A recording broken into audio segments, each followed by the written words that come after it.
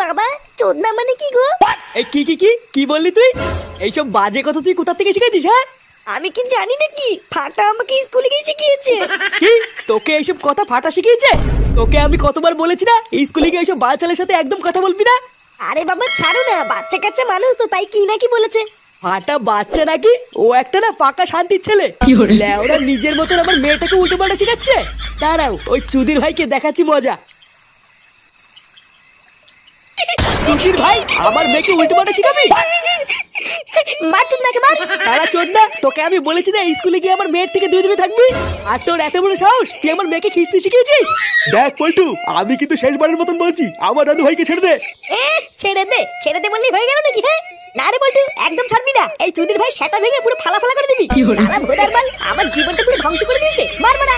শোন রে ভুদা, আমি যদি আর কোনোদিন শুনি যে তুই আমার মেয়ের সাথে স্কুলে গিয়ে কথা বলেছিস বা আমার মেয়েকে খিস্তি শিখিয়েছিস, তাহলে চুদির ভাই পরের বার তোর বাড়িতে এসে তোরা তোর দাদু লেওড়া ছিঁড়ে আমি ডাঙ্গুটি খেলবে বলে দিলাম।